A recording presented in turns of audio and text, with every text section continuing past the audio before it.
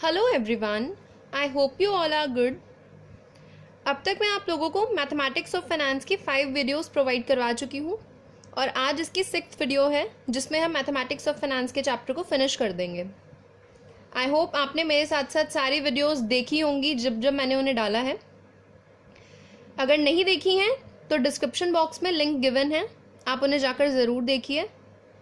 उनके साथ मैंने लॉग टेबल की वीडियो बनाई थी, मैंने उसका लिंक भी डिस्क्रिप्शन बॉक्स में प्रोवाइड किया है, आप वो भी जाके देख सकते हैं। उसमें आपके जो लॉग के छोटे छोटे कंसेप्ट्स होते हैं कि लॉग टेबल को कैसे यूज़ करते हैं और अगर डिफरेंट नंबर्स आते हैं तो हम उसे किस तरीके से कैलकुलेट कर सकते हैं। ओके, सो स्टार्ट करते हैं आज के टॉपिक से, which is depreciation. So depreciation का मीनिंग सबसे पहले तो it is the part of the decreased value of fixed asset which cannot be made by current repairs. That means अगर आज आपने या आज किसी कंपनी ने सपोज कोई मशीनरी परचेज की है जिसकी वैल्यू है 2 lakh rupees, after a certain period of time और इफ आई से 20 ईयर्स, एग्जाम्पल ले लेते हैं, 20 ईयर्स बाद उसकी लाइफ फिनिश हो जाएगी, तो 20 ईयर्स बाद आप उसे करंट रिपेयर्स या कोई कंपनी उसे करंट रिपेयर के थ्रू नहीं ठीक कर सकती है, तो उस केस में हमारा डेप्रिसिएशन, उसकी डेप्रिशिएटेड वैल्यू हमारी काम आएगी कि हमें उसे कैसे कैलकुलेट करना है। क्योंकि आपको पता है कि हम आज कोई भी फिक्स्ड एसेट परचेज करते हैं तो एवरी ईयर उसकी वैल्यू कम होती रहती है। इसके बाद आते हैं स्क्रैप वैल्यू पे। सो स्क्रैप वैल्यू क्या है? The value of depreciable asset eight the end of its useful life. तो डेप्रिशिएबल एसेट की वो वैल्यू जो उसकी पूरी लाइफ खत्म होने के बाद है उसे कहते हैं इसकी scrap value. Then book value क्या होती है? The book value of an asset on a given date is the original cost of that asset. Original cost में से अगर मैं एक्यूमुलेटेड डेप्रिसिएशन का अमाउंट माइनस कर देती हूँ तो वो आती है मेरी बुक वैल्यू। ओके, किसी भी फिक्स्ड एसेट की बुक वैल्यू निकालने के लिए उसकी ओरिजिनल कॉस्ट में से एक्यूमुलेटेड डेप्रिसिएशन को हम लेस कर देंगे and we will get the book value.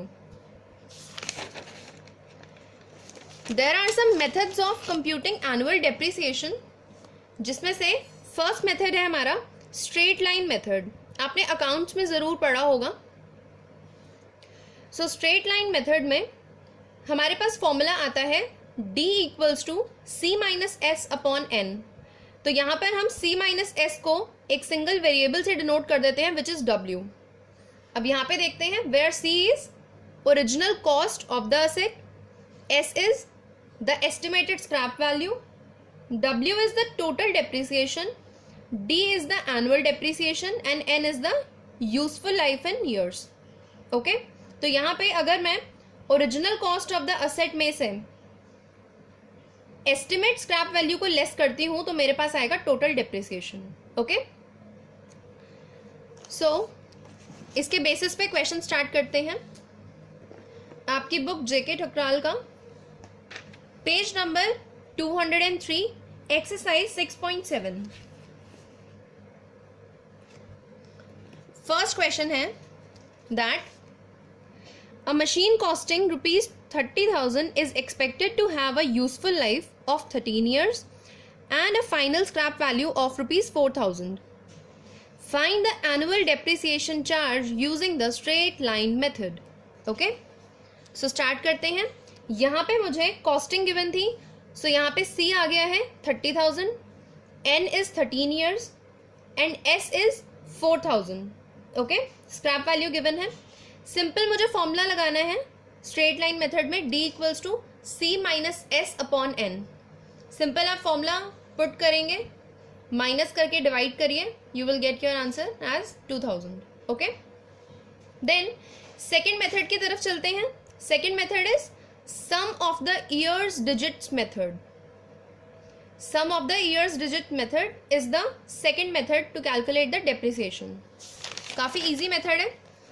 इस मेथड के लिए आपको जस्ट 4 स्टेप्स को फॉलो करना है, जिसमें से सबसे पहला जो स्टेप है वो है digit of year in reverse order. तो जो भी डिजिट्स हैं, ठीक है, डिजिट ऑफ ईयर को हम रिवर्स ऑर्डर में लिख लेंगे। Then fraction of asset to be depreciated second है। उसके बाद हमें निकालना है annual depreciation and then accumulated depreciation. Okay, ये आप 4 स्टेप्स को अगर ध्यान से फॉलो करेंगे तो इजीली आपका आंसर आ जाएगा, जस्ट एक टेबल की फॉर्म में। Okay, now same exercise 6.7 page number 203 again, question number 3। एक बार क्वेश्चन पढ़ लेते हैं।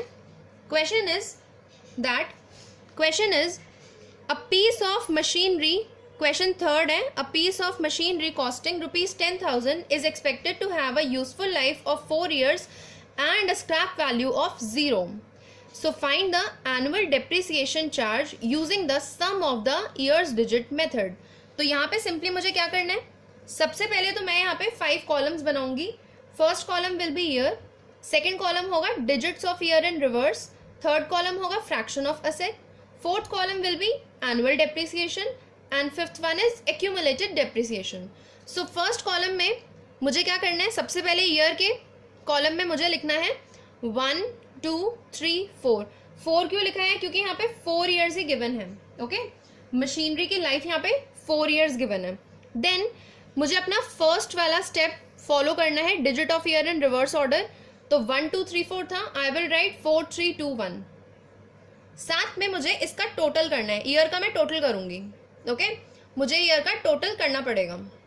Then fraction of asset, fraction of asset कैसे निकालते हैं, सिंपली जो digit of year in reverse है यहां से 4 upon total is 10। So 4 upon 10 first का, सेकेंड का आएगा 3 upon 10, second will be 2 upon 10 and the last one is 1 upon 10। Then निकालेंगे हम यहाँ पे annual depreciation. Annual depreciation simply कैसे निकालेंगे, मुझे क्वेश्चन में गिवन दिया हुआ है that piece of machinery costing 10,000, तो मुझे कॉस्टिंग गिवन है 10,000। सो 4 अपॉन 10 का मैं निकालूंगी, ठीक है, 4 अपॉन 10 मल्टीप्लाई बाय 10,000। 10,000 का मुझे निकालना है 4/10। उसके बाद नेक्स्ट केस के लिए मुझे निकालना है 3/10। देन लास्ट में निकालना है मुझे 2/10 और एट द लास्ट मुझे निकालना है 1/10 मल्टीप्लाई बाय 10,000। यहाँ पे सिंपली सोल्यूशन आ जाएगा। और क्योंकि मैंने 10,000 को ही अलग अलग पार्ट्स में डिवाइड करें तो answer will be 10,000। Accumulated depreciation निकालने के लिए सिंपली क्या करेंगे, 4,000 एक्यूमुलेशन के अकॉर्डिंग हम निकालेंगे। यहाँ पर 4,000, then 4 + 3 7,000, then 7 + 2 9,000, then 9,000 + 1,000 will be 10,000। तो यहाँ पर जो इसका एनुअल डेप्रिसिएशन का टोटल है एंड एक्यूमुलेटेड डेप्रिसिएशन का जो एंड वाला अमाउंट होगा वो सेम आएगा। तो अगर कुछ मिस्टेक होगी तो आपको पता चल जाएगी। ओके, तो यहाँ पे हमारा जो सेकेंड मेथड है वो भी फिनिश होता है। अब हम आते हैं हमारे थर्ड मेथड पे, which is constant percentage method और डिमिनिशिंग बैलेंस मेथड। आपने अकाउंट्स में जरूर पढ़ा होगा डिमिनिशिंग बैलेंस मेथड, ठीक है, straight line and diminishing balance तो आपने पढ़ा होगा। सो सबसे पहले देख लेते हैं कि ये क्या होता है। The annual depreciation calculated every year is based on the book value of the asset. बिल्कुल, at the end of the preceding year, preceding year पे जो भी हम निकालते हैं वो किस पे बेस्ड होता है, बुक वैल्यू पे। Which does not remain constant, क्योंकि डिमिनिशिंग में सबसे मेन बात यही है कि स्ट्रेट लाइन की तरह एक जैसा नहीं रहता है। यहाँ पर ये कांस्टेंट नहीं रहेगा, ये एवरी ईयर चेंज होता है depending upon the book value, but keeps on diminishing from year two year. Okay,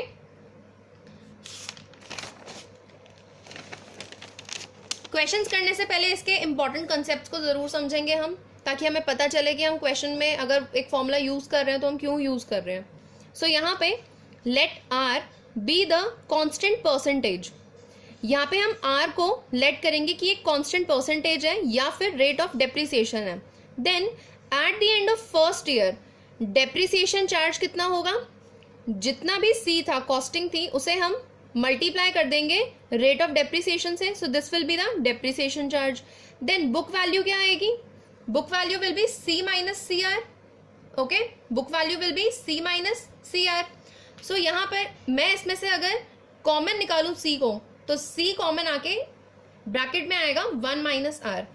eight the end of second year depreciation charge will be, अब अगर मैं सेकेंड ईयर की बात करूं तो पहले वाले में डेप्रिसिएशन चार्ज कितना था, CR, तो अब ये फर्स्ट ईयर का सेकेंड ईयर में यूज होगा। ओके, क्योंकि यहाँ पे हम डिमिनिशिंग की बात कर रहे हैं तो एवरी ईयर चेंज होता जाएगा। फर्स्ट ईयर में तो मेरे पास सिर्फ ये C था, मैंने उसको R से मल्टीप्लाई करा, I got the depreciation charge. इसके बाद मैंने क्या करा, सेकेंड ईयर का निकालने के लिए अब मुझे मल्टीप्लाई करना पड़ेगा फर्स्ट ईयर से, क्योंकि चेंज होता रहता है एवरी ईयर। सो CR ब्रैकेट में 1 माइनस R। यहाँ पर अगर मुझे बुक वैल्यू निकालनी है तो कैसे कैलकुलेट होगी, C1 माइनस R, जो पहले वाला था उसे मैं, जो फर्स्ट ईयर की बुक वैल्यू थी उसे मैं माइनस कर दूंगी डेप्रिसिएशन चार्ज से। ओके, सो यहाँ पर आ जाएगा CR 1 माइनस R। ध्यान दीजिए, यहाँ पे C1 माइनस R मेरी फर्स्ट ईयर की बुक वैल्यू थी, इसमें से मैं माइनस कर रही हूँ सेकेंड ईयर का डेप्रिसिएशन। ओके, सो CR 1 माइनस R। यहाँ पे भी अगर मैं इसे कॉमन निकालूं तो क्योंकि 1 minus R there are 2 brackets, तो यहाँ पे लग जाएगा स्क्वायर और एक बारी C।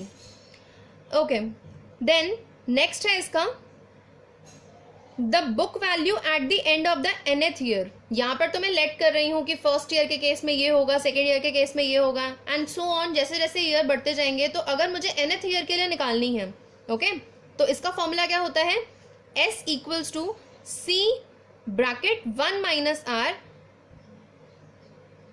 Raise to the power n, where S is the scrap value.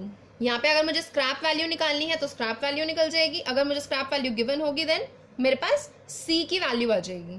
Okay, वो तो हमें कैलकुलेट करनी आती है, हमने पिछली वीडियोस में काफ़ी बारी ऐसी चीज़ें कैलकुलेट की हैं, जिसमें हमें इक्वल्स टू के राइट हैंड साइड पे कोई वैल्यू निकालनी होती थी तो हम किस तरीके से उसे कैलकुलेट करते थे, लॉग्स लगा के।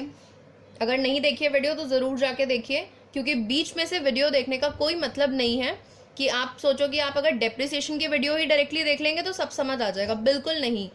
आपको मैथमेटिक्स ऑफ फाइनेंस के केस में स्टार्टिंग से वीडियो देखनी है, उसके बाद आपको टाइम टू टाइम वीडियोस का ध्यान रखना है कि फर्स्ट के बाद सेकंड वीडियो मैंने कौन सी डाली थी। डिस्क्रिप्शन बॉक्स में भी मैं ज़रूर मेंशन करती हूँ इस चीज़ को कि मैथमेटिक्स ऑफ फाइनेंस की कौन सी वीडियो है, तो उस चीज़ पे भी ध्यान रखा करिए। डिस्क्रिप्शन बॉक्स में आपके लिए बहुत ज़्यादा काम की चीज़ें होती हैं, वहाँ पे लिंक्स प्रोवाइड किए जाते हैं, उन लिंक्स को देखा करिए। और दूसरी भी वीडियोस जो मेरी हैं जिसमें मैंने स्टार्ट्स की वीडियोस डाली हैं, वो वीडियोस भी आप ज़रूर देखिए। चलिए, question number 5th of page number 203। Question start करते हैं यहाँ से। सो क्वेश्चन नंबर 5th के एक बार क्वेश्चन पढ़ लेते हैं, same exercise 6.7। Question number 5th is A machine costing rupees 3 lakh is depreciated at 18% per annum on reducing balance method। ठीक है, कॉस्टिंग है 3 लाख, डेप्रिसिएशन दे रहे हैं 18% per annum reducing balance पे। So find the value of the machine after 6 years. Also find the depreciation amount for the 6th year। Okay?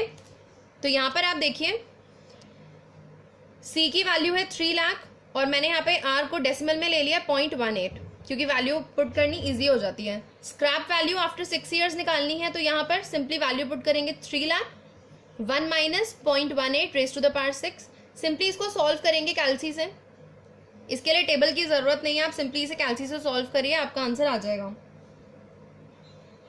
ठीक है, then अगर मुझे बुक वैल्यू निकालनी है 6th ईयर की, इसका मतलब क्या है कि मुझे बुक वैल्यू निकालनी है eight the end of 5 years. Okay, sorry, अगर मुझे बुक वैल्यू निकालनी है 6th ईयर की तो उसके लिए मुझे सबसे पहले निकालना पड़ेगा book value at the end of 5 years. So यहाँ पे S equals to C 1 minus R raise to the power n। तो यहाँ पर मैंने पहले 5th ईयर की निकाल ली है कि 5th ईयर के एंड में मेरे पास कितनी बुक वैल्यू थी।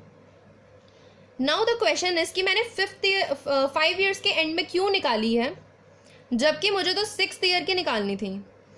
क्योंकि अगर आपको 6th ईयर की निकालनी है तो आप डिफरेंस के बेसिस पे ही तो देखोगे ना कि कितना डेप्रिसिएशन अमाउंट आया है। मेरे पास 6 ईयर्स के आफ्टर की वैल्यू गिवन थी 91,202। 5 ईयर्स के एंड की वैल्यू आ गई मेरे पास 1,11,221। तो अगर मुझे ये देखना है कि 6th ईयर में एक्चुअल वैल्यू कितनी आई थी तो उसके लिए तो मुझे लेस करना पड़ेगा। 5th ईयर में से 6th ईयर की वैल्यू को, ओके, स्क्रैप वैल्यू उसको लेस कर देंगे. I will get the answer as 20,019.95. Okay, तो यहाँ पे आपका आंसर सिंपली आ चुका है. नेक्स्ट क्वेश्चन की तरफ चलते हैं. Question number 8. Now question number 8 is a machine is purchased for rupees 10,600. Same exercise है 6.7. इसका 8th क्वेश्चन मैं करवा रही हूँ. Machine is purchase for rupees 10,600. Depreciation is calculated as at 8% for the first 3 years and after that 10% per annum for the next 7 years. ध्यान दीजिए कि ऐसा क्वेश्चन हमने अभी फर्स्ट टाइम करना है डेप्रिसिएशन के केस में. Then depreciation being calculated on the diminishing value, इस पर हम कैलकुलेट करेंगे. Find the value of the machine after a period of 10 years. Okay, तो सबसे पहले तो जब भी इस तरीके का कोई क्वेश्चन आता है तो आप एक फ्लो चार्ट की फॉर्म बना ले, बहुत इजी रहता है उससे क्वेश्चन. तो कैसे करेंगे, देखिए मेरे पास कॉस्टिंग गिवन है 10,600. Depreciation is calculated on the basis of this and this. कैसे, 8% लेना है for the first 3 years depreciation, और उसके बाद 10% पर एनम लेना है फॉर द नेक्स्ट 7 years. इन दोनों को ऐड करेंगे 3 + 7 तो 10 years ही आ जाएगा, जिसके 10 years के एंड का मुझे निकालना है. सो कैसे करेंगे इसे, यहाँ पे हम कैसे कर सकते हैं इसे, value of machine at the end of 3rd year. कैसे कैलकुलेट करेंगे, सिंपली फॉर्मूला लगाएंगे स्क्रैप वैल्यू का. 10,000 ब्रैकेट में 1 माइनस आर की वैल्यू कितनी थी फर्स्ट 3 years के लिए 8%, तो यहाँ पे 0.08 raise to the power 3. Simply इसे सॉल्व करेंगे, सिंपली सॉल्व करना है, you will get your answer. Okay, then value of machine after a period of 10 years. अब ध्यान रखिए क्वेश्चन में कहा गया था कि 8% for the first 3 years and after that का मतलब क्या है कि 3 years तक तो इतनी ही रहेगी वैल्यू. ठीक है ना, value of machine 3rd year के एंड तक इतनी रहेगी, क्योंकि डिमिनिशिंग है, क्योंकि हम डिमिनिशिंग मेथड कर रहे हैं. तो जो 3rd year के एंड में वैल्यू रहेगी वही वैल्यू हमारी 4th year के स्टार्टिंग में होगी. तो हम अब उसके बेसिस पे ही, अब आपको 10,600 नहीं लेनी है 7 years का निकालने के लिए, आपको लेनी है 3rd year के एंड की वैल्यू, क्योंकि डिमिनिशिंग है, वैल्यू चेंज हो रही है एवरी ईयर, हर साल कम हो रही है. सो उस केस में यहाँ पर हम इस बार जो सी की वैल्यू है वो लेंगे 8,254.0928. ब्रैकेट में हम लेंगे 1 माइनस आर की value in the case of 7 years which is 10%. तो यहाँ पर मैंने ले लिया 0.10 raise to the power 7. Simply solve करना है इसे, you will get your answer as 3,947.907. That's it, question हो गया. और अब है आज का लास्ट क्वेश्चन. इस क्वेश्चन को समझना काफ़ी ज़्यादा ज़रूरी है. इसका एक कॉन्सेप्ट तो मैंने अपनी लॉग की टेबल में भी बताया हुआ है, तो आप लॉग की टेबल ज़रूर देखें, आपके कॉन्सेप्ट क्लियर होंगे. जिसे ज़रा सी भी कन्फ्यूजन है वो ज़रूर उसको देखें, काफ़ी कुछ क्लैरिटी हो जाएगी. तो क्वेश्चन 10 पढ़ते हैं, आज का लास्ट क्वेश्चन है. Okay, so question 10 is a machine costing rupees 75,000 is depreciated at the rate of 10% per annum for the first 5 years and then at 12% per annum for the next 3 years, both on diminishing balance basis. Okay, इतना question तो आपको कुछ जाना पहचाना सा लग रहा होगा कि शायद अभी करा है हमने. Find its book value at the end of 8th year. 8th year के एंड में मुझे बुक वैल्यू निकालनी है and using this also find average rate of depreciation. Okay, now क्योंकि यहाँ पर क्वेश्चन में फिर से वैसा ही केस था जैसा पिछले क्वेश्चन में था, देयर आर सम चेंजेस. तो इस केस में हम क्या करेंगे, फिर से एक फ्लो चार्ट बना लेते हैं इस तरीके का. सी की वैल्यू है यहाँ पे 75,000. डेप्रिसिएशन कैसे कैलकुलेट होगा, 10% per annum for the first 5 years and 12% per annum for the next 3 years. अब मैंने आपको जब कंपाउंड इंटरेस्ट का फॉर्मूला समझाया था तो उसमें मैंने आपको डिफरेंट केसेस करवाए थे. तो उन डिफरेंट केसेस में एक केस ये भी था कि अगर मुझे कंपाउंड इंटरेस्ट निकालना होता है, ओके, कंपाउंड अमाउंट अगर मुझे निकालना हो, कंपाउंड इंटरेस्ट अगर मुझे निकालना हो चेंजिंग रेट्स पे, तो उस केस में हम किस तरीके से सॉल्व करते थे, तो यहाँ पर depreciated value of the machine at the end of 8th year अगर मुझे सीधा निकालना है तो क्या करेंगे, सिंपली वही फॉर्मूला लगाना है। अगर नहीं देखी है वीडियो तो जरूर जाके देखिए, कंसेप्ट क्लियर होगा। ओके, सो 75,000 मल्टीप्लाई करेंगे हम यहाँ पे सबसे पहले 5 ईयर्स के अकॉर्डिंग, जिसमें रेट ऑफ इंटरेस्ट है 10%, and in the next case 3 years के according with the rate of interest 12%। Okay, simply यहाँ पे आपको सॉल्व करना है and you will get your answer as 30,180.18। Okay, इतना रुपीज आ रहा है depreciated value of the machine at the end of 8th year. यहाँ तक तो क्वेश्चन में कोई प्रॉब्लम नहीं है। न्यू चीज क्या है क्वेश्चन में, आपको निकालना है एवरेज रेट ऑफ डेप्रिसिएशन। इसे कैसे निकालते हैं, सबसे पहले let R be the average rate of depreciation. अब इसमें हम क्या करेंगे, अगर हमने आर को एवरेज रेट ऑफ डेप्रिसिएशन ले ही लिया है तो देखिए, अगर मैं यहाँ पर इसे सी लेती हूँ, ओके, ये सी है, 1 minus R raise to the power 8। Why 8, क्योंकि मुझे 8th ईयर के अकॉर्डिंग ही निकालना है average rate of depreciation, 8 years के अकॉर्डिंग। सो यहाँ पे आ गई है स्क्रैप वैल्यू, जो मेरे पास है depreciated value of the machine at the end of 8th year, तो वो ये रही। सब कुछ गिवन है रादर देन आर, तो मुझे इस केस में आर की वैल्यू फाइंड आउट करनी है। कैसे फाइंड आउट करेंगे, सिंपली 75,000 को सबसे पहले डिवाइड में लेके जाएंगे 30,180.18 के। अब यहाँ पे रादर देन इसे सिंपली डिवाइड करने के आप यहीं से लॉग लगा लें, बेटर रहेगा। तो टेकिंग लॉग, यहाँ पर आ गया 8 log 1 माइनस आर ब्रैकेट में, और यहाँ पर लगेगा formula log a upon B का। तो जिन्होंने वीडियो देखी है लॉग की उन्हें तो पता होगा log a अपॉन बी का फॉर्मूला क्या होता है, log a minus log b। तो इसे सॉल्व करेंगे हम आगे, it will be 8 log 1 minus R equals to log a which was 30,180.18 and log 75,000। So यहाँ पे मैंने इन दोनों का log फाइंड आउट कर लिया है। अब log आप लोगों को निकालना आता है, नहीं आता तो प्लीज जाके वीडियो देखिए। I am again and again saying this. 8 log 1 minus R equals to, मेरी log की वैल्यू इस बार डेसिमल में आ रही है, क्योंकि आप देख सकते हैं जो a नंबर है मेरा, ठीक है, log a जो है वो ऑब्वियसली छोटा आएगा और log b जो है वो बड़ा आएगा। तो ऑब्वियसली हम माइनस करेंगे तो यहाँ पे डेसिमल तो ये नेगेटिव तो लगेगा। इसके बाद क्या करना है कि जो 8 है इसे हम लेके आएंगे यहाँ पे डिवाइड में लेके आएंगे तो क्या होगा, माइनस 0.049425। मतलब अब प्रॉब्लम हमारे लिए और बढ़ गई है इसको सॉल्व करना। उसके बाद log 1 माइनस आर। नाउ इस केस में हम क्या करेंगे, इस वाले पॉइंट पे हमें क्या करना है, सबसे पहले हमें यहाँ पर जो ये वाला पोर्शन है इससे ऊपर वाला नंबर माइनस 0.049425, मुझे क्या करना है 1 माइनस वाई 1 माइनस, क्योंकि लॉग में समझाया था, अगेन 1 माइनस इसीलिए करते हैं ताकि नेगेटिव जो है उसका इफेक्ट खत्म हो जाए। ऑब्वियसली आप कॉस्ट नेगेटिव में कैसे निकालेंगे, अगर नेगेटिव का इफेक्ट नहीं हटाया तो कॉस्ट नेगेटिव में आएगी, which is not possible. Okay, so यहाँ पे अगर मैं इसमें से 1 माइनस करती हूँ तो मेरा आता है माइनस 0.950575। अब ये मुझे पता है कि यहाँ पर मैं इसको माइनस 0 से डिनोट तो नहीं कर सकती हूँ, तो इसके लिए मुझे लगाना पड़ेगा 1 बार, और यहाँ पर जो इसका मैंटिसा होगा वो सेम ही रहेगा। आफ्टर दैट लॉग जो है वो यहाँ पर आकर हो जाएगा एंटी लॉग फाइंड आउट करेंगे।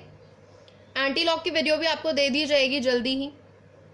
एंटी लॉग कैसे फाइंड आउट करते हैं, एंटी लॉग फाइंड आउट करने के लिए भी सिंपली आपको एंटी लॉग टेबल यूज करनी है, जिस तरीके से एंटी लॉग निकालते हैं। और एंटी लॉग आ गया मेरा 0.8923।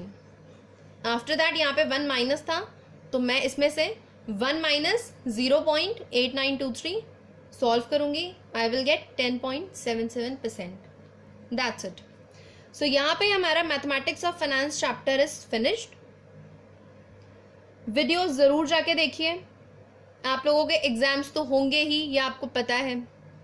अगर ये सोच के नहीं पढ़ रहे हो कि पता नहीं एग्जाम होंगे या नहीं होंगे, तो एग्जाम होने हैं, यूजीसी से सर्कुलर आ चुका है, तो इस बात को दिमाग से निकाल दीजिए, पढ़ना बहुत ज़रूरी है।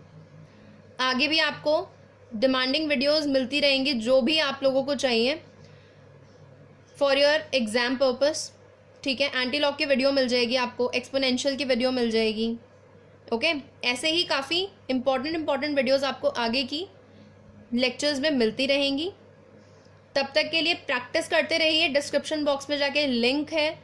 आपने अगर चैनल को अभी तक सब्सक्राइब नहीं किया हुआ है तो क्या कर रहे हो, सब्सक्राइब करिए चैनल को, क्योंकि आपको पता है कितनी ज़्यादा आपके लिए वर्थफुल, कितनी इम्पॉर्टेंट वीडियोस मैं आप लोगों के लिए लेकर आती हूँ। चैनल को सब्सक्राइब करिए ताकि एक भी वीडियो ऐसी ना हो जो आपने ना देखी हो। सारी वीडियोस देखिए, सारी काम की हैं। ओके, सो नेक्स्ट क्लास में मिलते हैं एक नए कॉन्सेप्ट के साथ। तब तक के लिए स्टे सेफ, बाय।